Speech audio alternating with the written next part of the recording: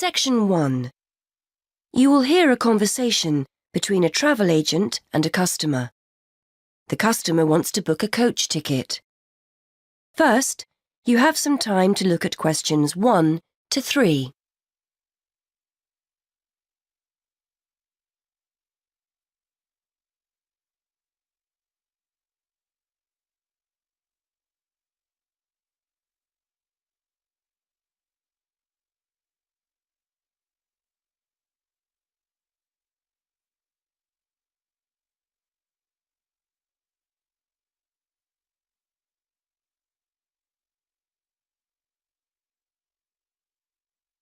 You will see that there is an example that has been done for you. On this occasion only, the conversation relating to this will be played first. Good morning. I'd like to book a coach to London. I was hoping you had something available this Saturday afternoon. Good morning, sir. Take a seat and I'll just check for you. Yes, we still have several free seats for Saturday.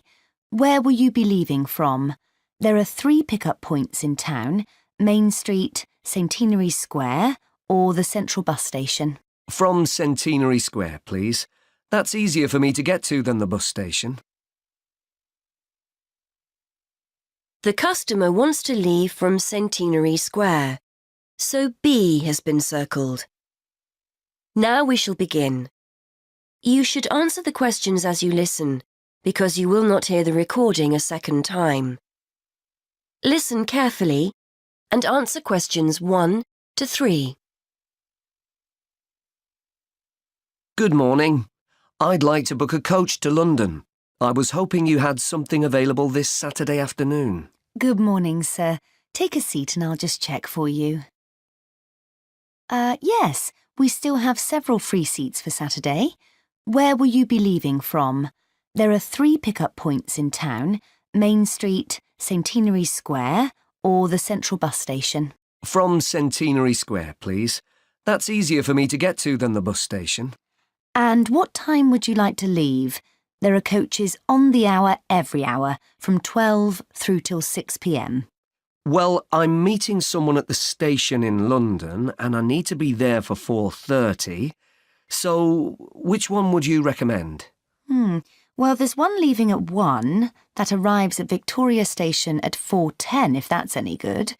Traffic is usually quite light at the weekend, and the drivers tend to make good time, so I think you'd certainly be there for 4:30. OK, that sounds just right. I think I'll take that. I can always phone ahead if I'm going to be late. And when are you returning, sir? Actually, I'm not sure when I'll be coming back, so I won't book a return ticket, just one way. I can always book you an open return if you'd like. You can use this at any time within the next month, as long as you contact us first to reserve a seat. Well, there's a chance I might be getting a lift back, you see, so I'll just pay for one way. I don't want to buy a return if I don't need it. OK, no problem. Are you travelling alone? Just the one ticket, please. I'm going down to visit my daughter at university. My son's meeting me at the station, so it's a proper family reunion. Before you hear more of the conversation, you have some time to look at questions 4 to 7.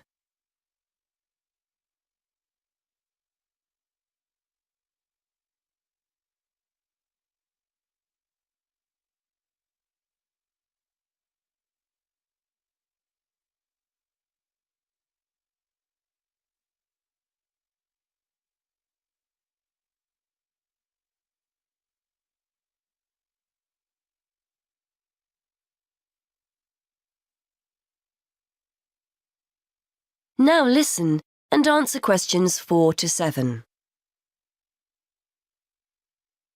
Very nice. OK, well, I can book that for you if you like, sir. That'll be £23.50.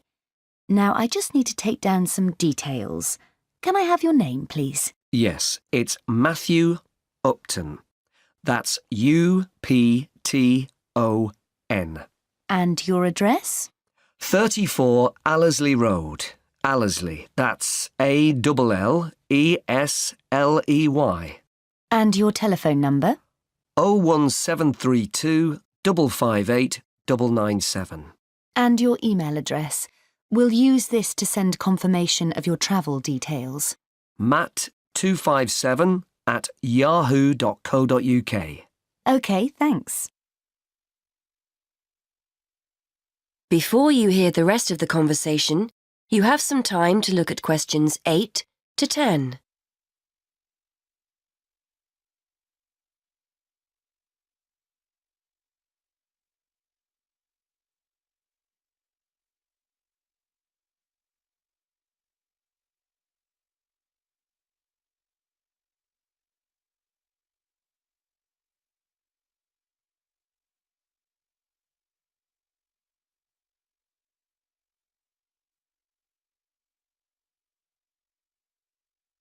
Now listen and answer questions 8 to 10. Before I forget, I'll be taking a little luggage. Is there a set luggage allowance? We offer a very good luggage allowance.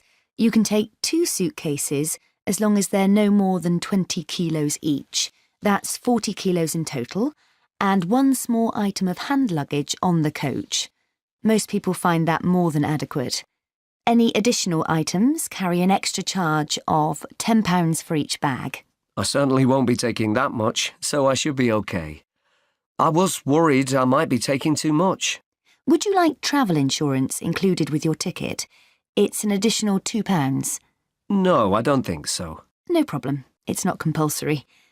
OK. How will you be paying?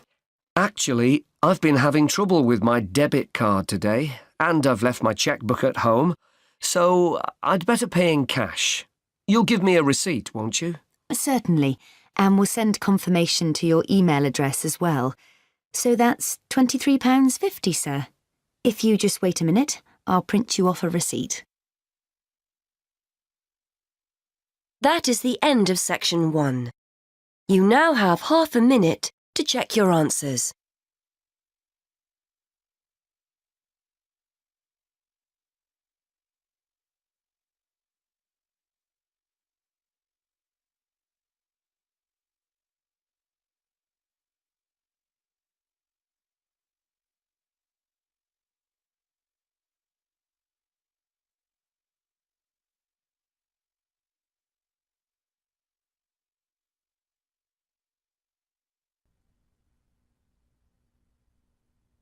Now turn to section 2 on page 202.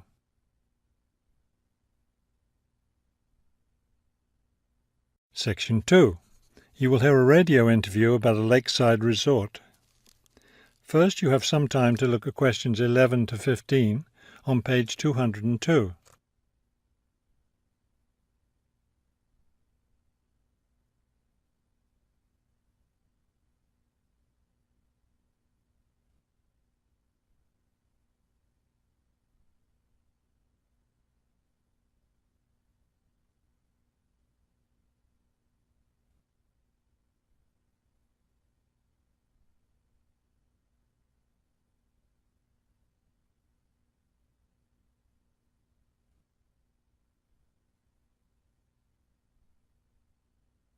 As you listen to the first part of the talk, answer questions 11 to 15. Good afternoon, and welcome to today's show. The warm months are with us, and many of you are getting ready to plan vacation trips. To help you with that, we have a special guest today, Robert Sampson, director of the Golden Lake Resort. Robert, I understand Golden Lake is a popular place for families to spend their vacations. Yes, families enjoy spending time at Golden Lake. Many come back year after year. We have a spectacular location and fun activities for both children and adults. Could you describe for us some of the activities available at Golden Lake? We have a lot of water activities, of course, since we're right on the lake. We have a pleasant sandy beach for swimming. We also have canoes and sailboats available, and many of our guests enjoy boating on the lake. I imagine water skiing would be popular among your guests. Actually, we don't permit water skiing in the resort area. It can be dangerous for swimmers and for the canoeists too. We do have a great location for fishing, though, and you'll often see guests fishing from our dock or from the canoes. That sounds very relaxing. What about activities on land? Do you have facilities for tennis? We had tennis in the past, but the courts fell out of repair, and since we found that most of our guests weren't interested in the game, we closed the courts down. So that's no longer an option. And naturally, because of our location in the woods, we don't have an adequate area for a golf course. But I'd like to let your listeners know that we'll be adding a new activity this year. We've made an arrangement with the local stable, so now we're going to have horseback riding available for our guests. We've created several riding trails around the lake. That sounds lovely. Now, what about rainy days? What can your guests do when the weather's bad? We have a games room and a crafts room. When the weather's rainy, some of our very talented staff members offer arts and crafts classes for all ages. What fun! Do you offer any other classes or activities? Before you hear the rest of the talk, you have some time to look at questions 16 to 20 on page 202.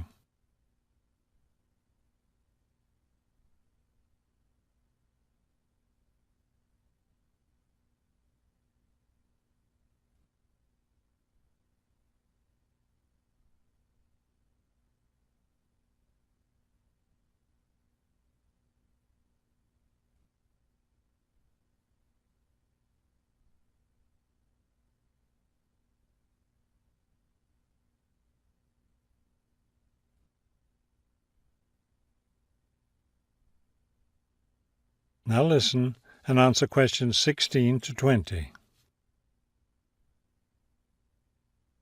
We have a weekly schedule of evening activities which anyone can attend if they choose. Every Sunday we show a film, always something that's suitable for the whole family.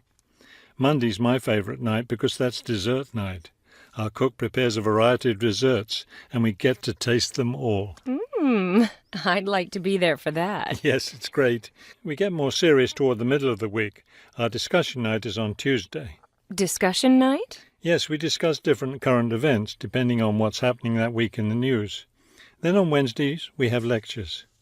We invite different experts to talk about local history or nature topics. This is actually one of our most popular evening activities. We found that our guests are really interested in learning about the local area. It sounds quite interesting. Yes, we've had some excellent speakers. Thursday nights are totally different because that's when we play games. That's especially fun for the children. The children love Fridays too because that's talent show night. Everyone gets in on that. Staff, guests, everyone. It looks like you have a lot of fun at Golden Lake Resort. We do. And we end every week with big fun, with a dance on Saturday night. Now I understand a little more why Golden Lake is such a popular place for family vacations. With such a variety of activities, there's something for every member of the family there. There is, and I hope your listeners will consider spending their next vacation with us. That is the end of section 2. You now have half a minute to check your answers.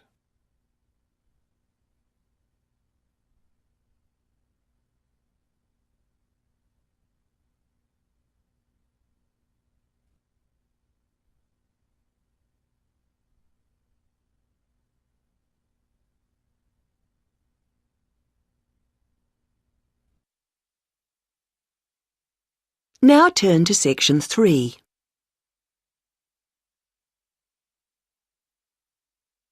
Section 3.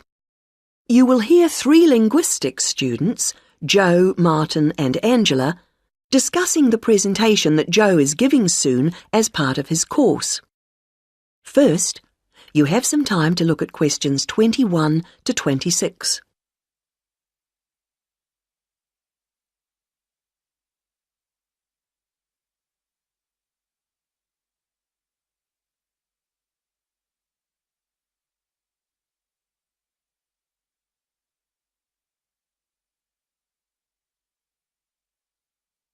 Now listen to the first part of the conversation and answer questions 21 to 26. Hi, Martin. Hi, Angela. Hi, Joe. Yeah, hi Joe. So you're really worried about your presentation? The one about names? I am. Well, you know your stuff on names pretty well, so it's just a question of selecting what you want to use. That's right. But there's so much. Well, you don't have to include everything. Let's start somewhere. Well, for example, there's a lot to discuss about people's names in terms of culture.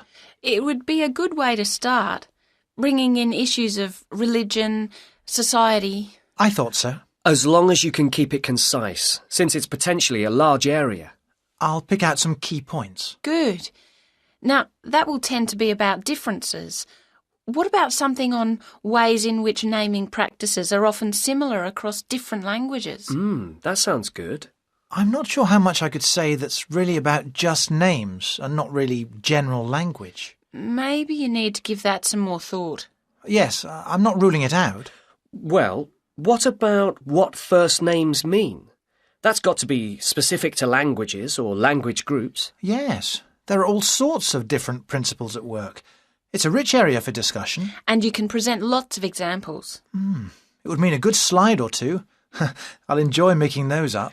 Don't forget to put our names in. No, OK. Right, where have we got up to? Yes, now there's the question of place names. Ones where the name of the place is the word for the situation, like something to do with sea or mountain, etc. Yes, people often don't realise the origin. It sounds like it's just a translation issue to me. Don't you think you might give that a miss? Given the time limit, perhaps you're right. You need something on place names. Could you get history in? Actually, the way migrants often used to name places after somewhere in their country of origin is interesting. Sounds a bit narrow to me. Well, I'd hope to build it up a bit. Perhaps you should make a final decision on that later. OK, I'll see how the rest of it goes first. Is that the lot? No, there's still country names, the origins of those. I think that's an interesting area. Yeah, because it's something we often don't think about. It'd be a way to bring in various aspects. History, certainly. I could project a map of the world and have people match the original meanings to the countries. Well, that seems to be a foregone conclusion. Fine. Yes, I'm feeling clearer already. Now you have some time to look at questions 27 to 30.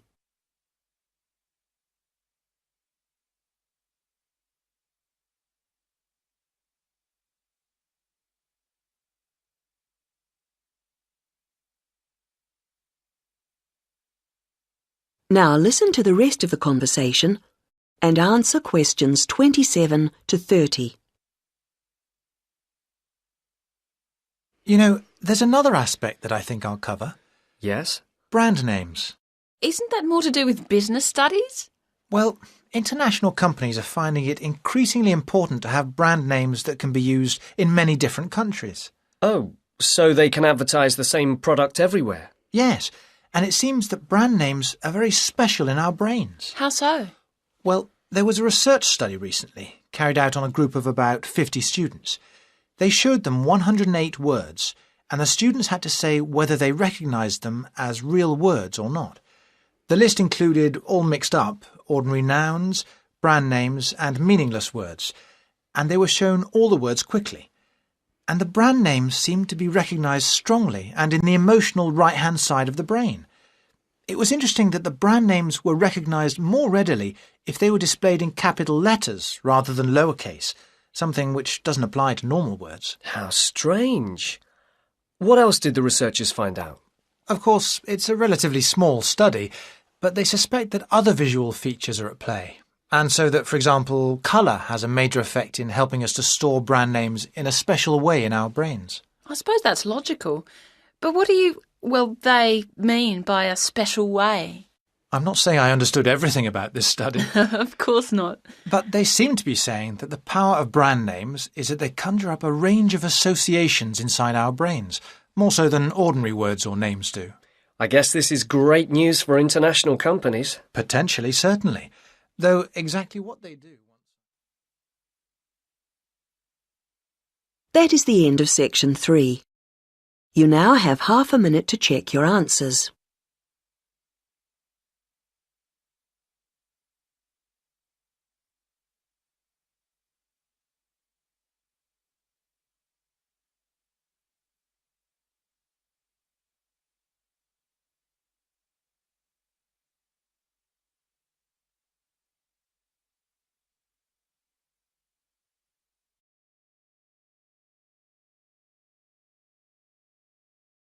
You will hear a lecture about geotourism. You have 30 seconds to look at questions 31 to 34.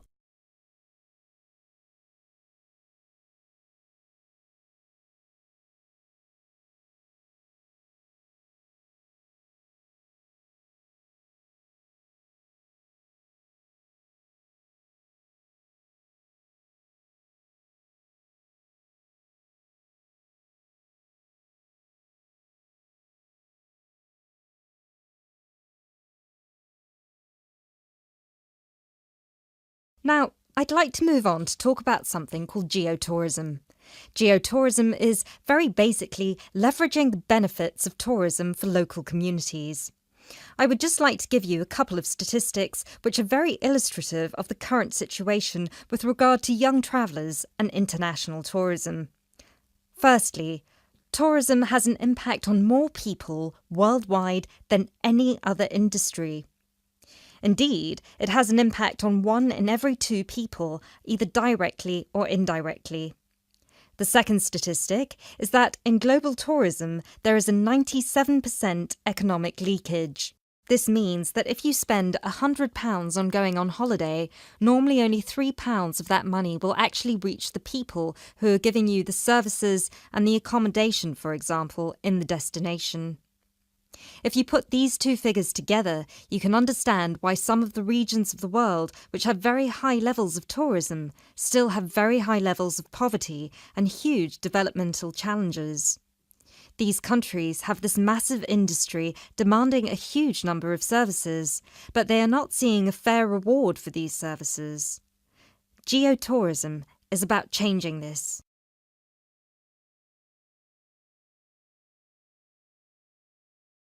You now have 30 seconds to look at questions 35 to 40.